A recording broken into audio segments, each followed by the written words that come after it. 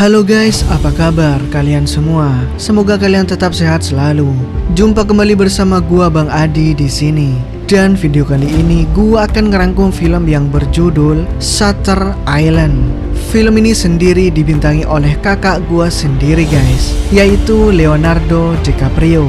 Dimana film ini sangat mind blowing sekali dan plot twist sekali guys. Dan tanpa banyak bacot, kita langsung masuk ke filmnya.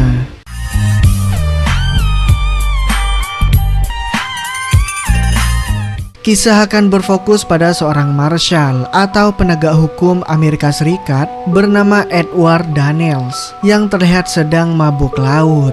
Ia dan rekan barunya yang bernama Chuck mendapatkan sebuah tugas untuk menyelidiki sebuah kasus di sebuah rumah sakit jiwa khusus para kriminal ODGJ yang terletak di sebuah pulau terpencil yang dijuluki dengan nama Shutter Island. Mental hospital.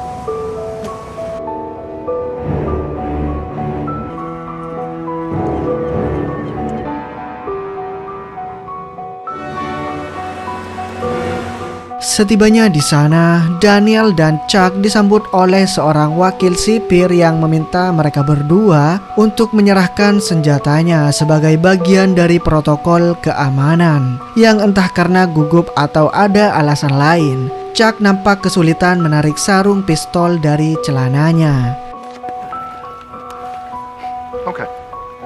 Wakil sipir juga menjelaskan tentang 3 bangunan menjadi tempat dirawatnya para pasien. Sebelah kanan adalah tempat untuk pasien laki-laki, kiri untuk pasien perempuan. Dan satu lagi ada sebuah bangunan tinggi menjulang bak istana dan tembok para militer yang merupakan tempat untuk para pasien khusus ODGJ kriminal dengan tingkat kejahatan yang berat.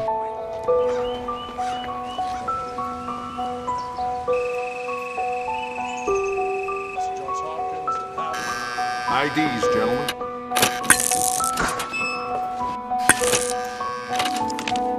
Dan inilah Dr. Jones yang merupakan pimpinan pengobatan di rumah sakit jiwa ini, di mana beliau langsung menceritakan tentang kasus yang akan mereka tangani, yaitu berkaitan dengan seorang pasien bernama Rachel Solando yang menghilang secara misterius tanpa ada jejak ataupun petunjuk yang ditemukan. Diketahui bahwa Rachel adalah seorang ODGJ yang telah menghabisi 3 anak kandungnya sendiri guys. Dan untuk menekan rasa bersalahnya, Rachel menciptakan fantasi sendiri atau dunia sendiri.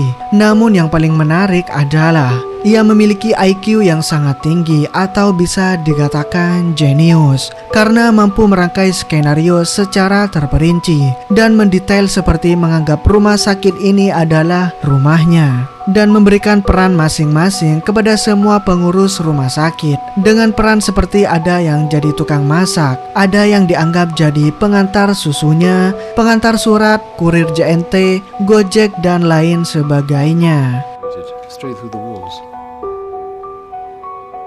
Tak ingin membuang-buang waktu, Daniel dan Chuck pun langsung memeriksa kamar Rachel dan tak sengaja menemukan sebuah sepotong kertas bertuliskan The Law of 4 Who is 67. Dan siapa 67? Entah apa maksud dari tulisan tersebut guys.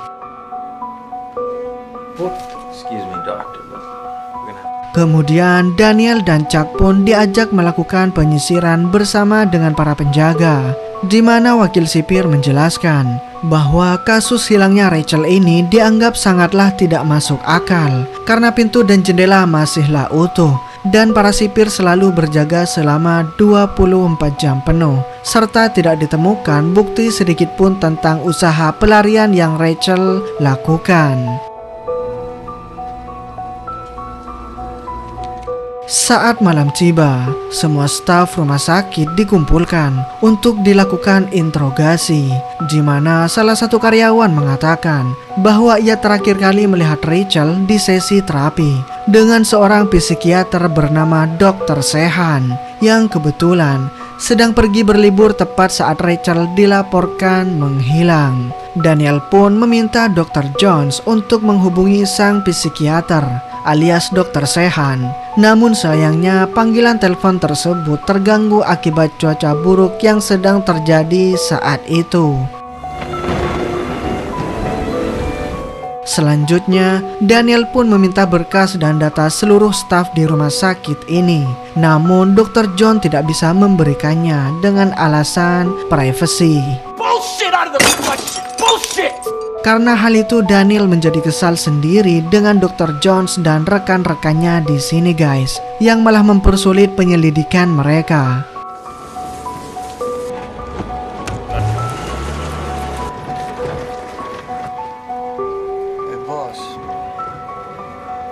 Keesokannya Daniel dan Chuck kembali melanjutkan penyelidikan dengan menginterogasi beberapa pasien yang sempat satu sesi terapi dengan Rachel. Yang salah satunya adalah seorang pasien wanita yang tiba-tiba menuliskan sesuatu pada buku catatan milik Daniel.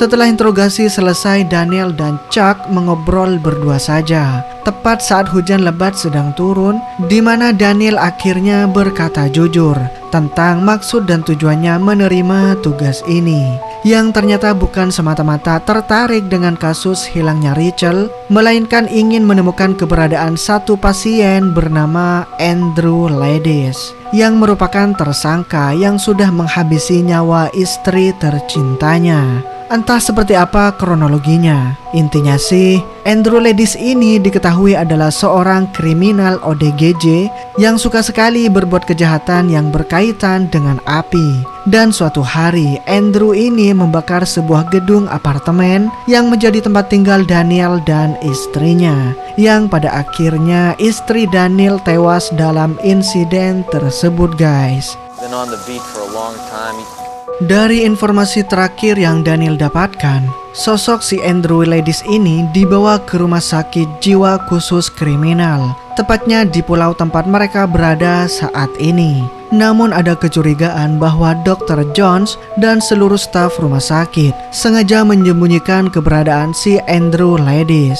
Entah untuk apa tujuannya, namun berdasarkan teori kalau Andrew sudah mati dan dikubur di pemakaman belakang gedung rumah sakit, sehingga kemudian Daniel pun mengajak Chuck pergi hujan-hujanan untuk melihat sendiri pemakaman yang dimaksud. Namun saat mereka tiba di sana, tiba-tiba saja cuaca bertambah buruk.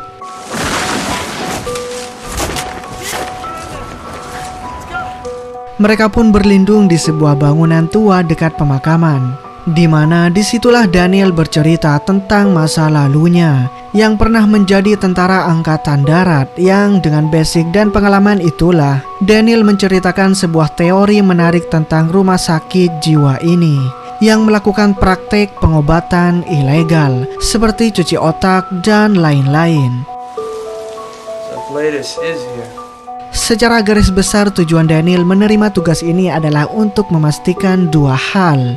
Yang pertama, ingin menemukan keberadaan sosok Andrew Ladis yang tersangka pembunuh istrinya. Dan yang kedua, ingin membuktikan dengan mata kepalanya sendiri guys, bahwa rumah sakit jiwa ini benar-benar melakukan praktek pengobatan ilegal.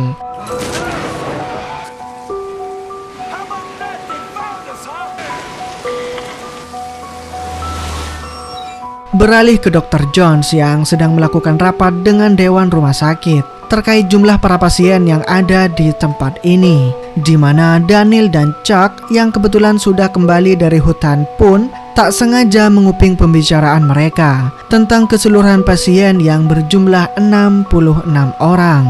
Sehingga Daniel seketika teringat dengan tulisan yang ia temukan di kamar Rachel yang berisi angka 67, yang dipercaya adalah jumlah asli para pasien di rumah sakit jiwa ini. Disitulah Daniel mulai curiga bahwa Dr. John sengaja menutup-nutupi pasien yang ke-67 itu, yang Daniel yakini sebagai Andrew Ladis.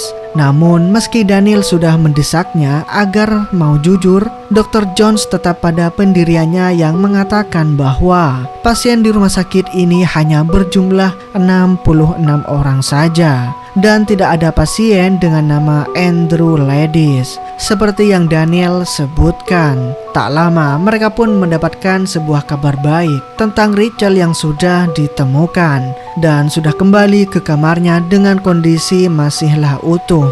Di mana saat Daniel mencoba mengajukan beberapa pertanyaan, Rachel tiba-tiba mengamuk dan membuat migrain atau sakit kepala Daniel kembali kambuh guys, dan membuatnya hampir jatuh pingsan. Ask you to go down into the basement. There's food, water.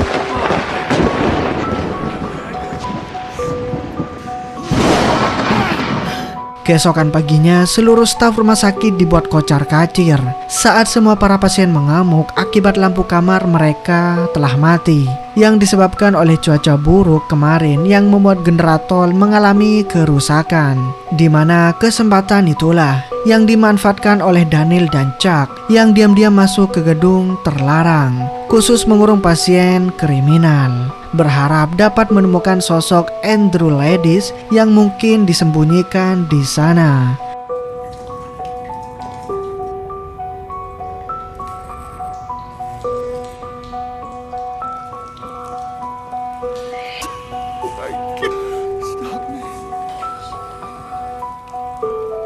Alih-alih menemukan si Andrew Ladis, Daniel justru malah bertemu dengan seorang pasien yang mengatakan tentang rumah sakit jiwa ini yang melakukan semacam eksperimen pembedahan otak yang dilakukan di mercusuar di belakang pulau ini. Sehingga tanpa buang waktu, Daniel dan Chuck pun pergi ke sana untuk memastikannya.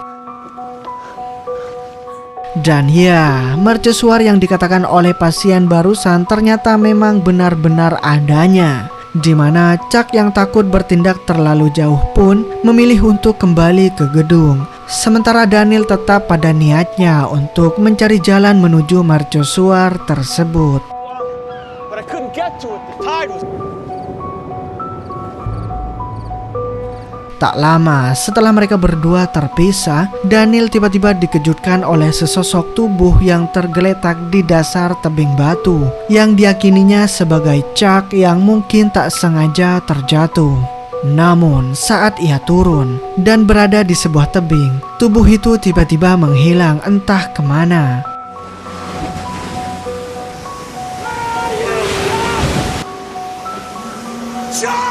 Kemudian tak sengaja Daniel malah menemukan sebuah gua kecil yang di sekitarannya terdapat banyak sekali tikus besar Alaska yang memenuhi mulut gua tersebut.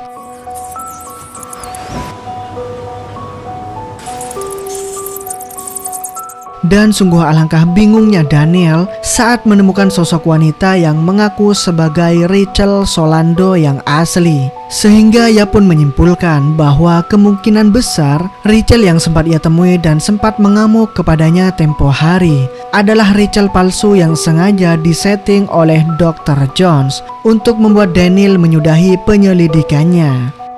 People tell the world you're crazy. Sama seperti pasien yang sebelumnya pernah Daniel temui, Rachel juga menjelaskan tentang eksperimen pembedahan otak terhadap para pasien yang dianggap sudah kelewat ODGJ, alias dinyatakan tidak bisa disembuhkan. Sehingga makin yakinlah Daniel akan teori bahwa sosok pembunuh istrinya yaitu Andrew Ladis adalah benar pasien ke-67 yang sengaja ditutup-tutupi karena telah menjadi korban eksperimen pembedahan otak yang Dr. Jones lakukan. Depends on where you're hurt. I asked about the surgeries too. Keesokan paginya, Daniel dibangunkan oleh Rachel yang memintanya untuk segera pergi. Karena jika Daniel terus di sini, ditakutkan para sipir akan menemukan gua tersembunyi ini. Sehingga Daniel pun langsung naik ke atas tebing dan kembali ke rumah sakit jiwa itu guys. Entah kebetulan atau memang sudah direncanakan, wakil sipir terlihat sudah menunggunya di atas tebing dan bermaksud untuk menjemput Daniel kembali ke rumah sakit. Di mana Daniel yang sudah mengetahui fakta tentang kebusukan rumah sakit ini pun tak bisa lagi menutupi raut wajah kesalnya saat si wakil sipir mencoba melucu seolah tidak merasa berdosa terhadap apa yang mereka perbuat di pulau ini. Sesampainya di dalam, Daniel langsung disambut oleh Dr. Jones yang sempat mengkhawatirkan keadaannya yang tidak pulang semalaman.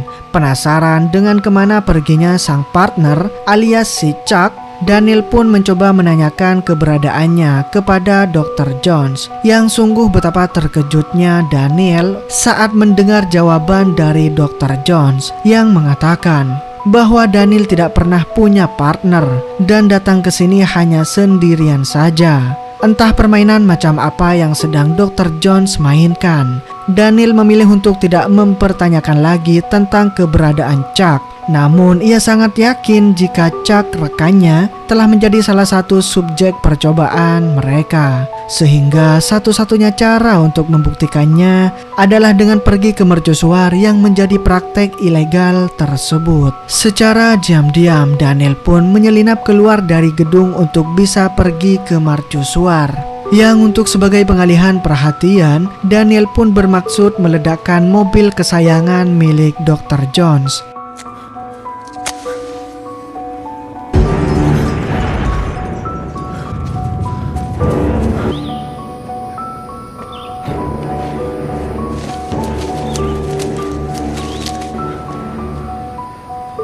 Dengan cepat Daniel masuk melompat ke dalam air dan berenang menuju ke mercusuar.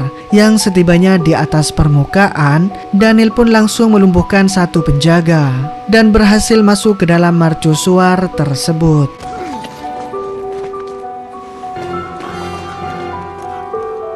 Di dalam sana Daniel hanya menemukan Dr. Jones yang sedang duduk manis di ruang kerjanya. Sementara Daniel yang masih yakin Chuck ada di sini pun mencoba berkeliling di setiap sudut mercusuar. Namun hasilnya tetaplah nihil.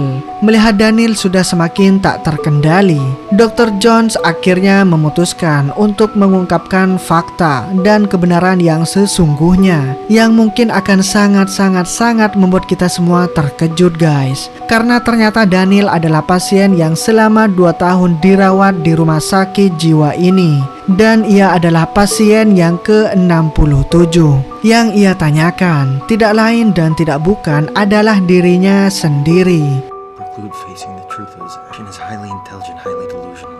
Faktanya, Daniel adalah salah satu pasien ODGJ yang memiliki otak yang jenius, yang bisa merangkai sebuah skenario yang rapi, detail, dan terstruktur dengan menganggap dirinya adalah seorang marshal yang sedang menangani sebuah kasus hilangnya Rachel yang sebenarnya tidak pernah ada guys. That is a violation of... Focus, Andrew. What do you see? Dengan kata lain, sosok Rachel yang Daniel temui di gua tidak lebih dari hanya halusinasinya saja. Sedangkan Rachel yang sempat ia temui di kamar dan sempat mengamuk kepadanya adalah seorang perawat yang disuruh acting untuk mendukung cerita fantasinya tersebut. Uncovered a conspiracy so that anything... Lantas, siapakah sosok Andrew Ladis yang selama ia cari? Dan ternyata sosok Andrew Ladis adalah Daniel itu sendiri guys. Ya, nama asli Daniel adalah Andrew Ladis. Sedangkan nama Edward Daniel tidak pernah ada. Dan di sini kita dibuat bingung sendiri dengan sosok asli Andrew Ladis ini guys. Tak hanya itu saja, nama Rachel Solando juga diambil dari nama mendiang istri Daniel yang bernama Dolores Chanel yang sama-sama terdiri dari 13 huruf dan diacak-acak setiap hurufnya. Mendengar penjelasan Dr. Jones, Daniel alias Andrew tentunya tidak mudah untuk percaya begitu saja pada teori cocokologi yang dibuat oleh Dr. Jones. Bahkan ia sempat berasumsi bahwa ini hanya akal-akalan dia saja yang ingin membuat Daniel percaya bahwa dia sedang gila agar bisa dibedah otaknya. Namun semua pemikiran itu langsung terpotong seketika saat Chuck muncul dan mengaku sebagai salah satu staf di rumah sakit jiwa ini. Recognize me, Andrew? I mean, watch me, huh? Dan ya, Chuck ternyata adalah satu psikiater yang bernama Dr. Sehan, di mana di imajinasi Andrew, Dr. Sehan sedang pergi berlibur. Dan tentu saja selama 2 tahun ini, Dr. Sehan selalu sabar dan setia merawat Andrew Ladis. Sejak awal mereka semua berakting seolah tidak pernah mengenal Daniel sebelumnya, mulai dari penjaga, wakil sipir, perawat, dan para dokter, termasuk Dr. Jones dan juga Chuck yang memainkan peran mereka masing-masing hanya untuk satu tujuan, yaitu untuk membuat Andrew Ladis menjadi sadar bahwa selama ini ia hanya hidup di dalam dunia fantasi yang ia karang sendiri, guys. If we fail with you, Dan ya, Andrew seketika mengamuk dan mengambil pistol miliknya. Namun ketika ia menarik pelatuk dan berhasil menembak Dr. Jones, ia sama sekali tidak merasakan apa-apa. Karena memang pistol tersebut hanyalah pistol mainan saja yang sengaja disiapkan untuk mendukung cerita fantasinya. Masih tak percaya, kemudian Andrew pun mencekik Dr. Sehan dan berkata bahwa mereka berdua sudah sekongkol untuk membohonginya, sehingga tak ada lagi pilihan bagi Dr. Jones untuk menunjukkan bukti lain yang kali ini pastinya tidak akan bisa ia bantah lagi. Flashback ke masa lalu Andrew Ladis, di mana hari ketika Andrew baru pulang bekerja, ia mendapati istrinya Dolores sudah basah kuyup, seperti sehabis berenang di danau dekat rumahnya. Namun alangkah terkejutnya Andrew saat melihat ketika anak kandungnya telah tewas ditenggelamkan oleh istrinya sendiri. Yang alasan dia melakukannya adalah karena memang Dolores sudah lama menderita gangguan mental. Namun Andrew tak kunjung membawanya ke rumah sakit jiwa. Kesal terhadap istrinya termasuk dirinya sendiri, Andrew pun menghabisi Dolores dengan satu tembakan. Sehingga sejak saat itulah Andrew mengalami depresi yang sangat berat, sampai akhirnya dinyatakan ODGJ dan dibawa ke rumah sakit jiwa di pulau ini untuk disembuhkan. Kembali ke masa sekarang, Andrew terlihat sudah berada di kamar pasien yang dengan kesadaran yang sudah kembali normal, bisa mengingat siapa dirinya, bisa mengingat tentang sosok Chuck, dan bisa mengingat bahwa cerita fantasi yang ia karang selama ini diciptakan oleh pikirannya sendiri untuk menekan rasa bersalah yang secara tidak langsung telah menjadi penyebab kematian istri dan anak-anaknya. Dr. Jones juga menjelaskan bahwa ini bukan kali pertamanya Daniel atau Andrew mengarang cerita fantasinya, melainkan sudah berkali-kali ia berperan sebagai sosok Marshall yang sedang melakukan investigasi, sehingga pihak rumah sakit sepakat untuk berakting dan mendukung cerita fantasi Andrew Ladis, berharap hal itu akan membuat Andrew sedikit pulih. Entah kali ini si Andrew akan sembuh atau akan kambuh lagi. Dr. Jones menegaskan bahwa jikalau Andrew tak kunjung sembuh, maka mereka terpaksa akan melakukan metode pengobatan yang ekstrim, yaitu operasi pembedahan otak. I need to know. Keesokan paginya, tampak Andrew sudah mendingan dengan duduk di tangga yang ditemani oleh Dr. Sehan alias psikiater pribadinya. Namun sungguh tak disangka ketika Andrew berkata bahwa Gotta get off this rock, Chuck. Get back to the mainland. Whatever the hell's going on here, it's bad. ya, sudah jelas bahwa Daniels alias Andrew 100% masih sakit dan masih berada dalam dunia fantasinya, guys. Sehingga Chuck alias Dr. Sehan pun langsung menggeleng-gelengkan kepalanya, pertanda Daniel masih belumlah sembuh. Dan mau tidak mau mereka akan melakukan prosedur yang sangat ekstrim, yaitu pembedahan otak sebagai cara terakhir untuk kesembuhan Daniels atau si Andrew Ladis. Dan film pun berakhir. Gimana guys cerita dari film ini? Gua yang nonton saja sampai geleng-geleng kepala dengan endingnya, guys. Menurut kalian film ini dapat rating berapa? Tulis di kolom komentar ya guys. Dan mohon maaf dari gua kalau ada kesalahan kata dari cerita yang saya bawakan. Dan di sini gua cabut dulu. Dadah.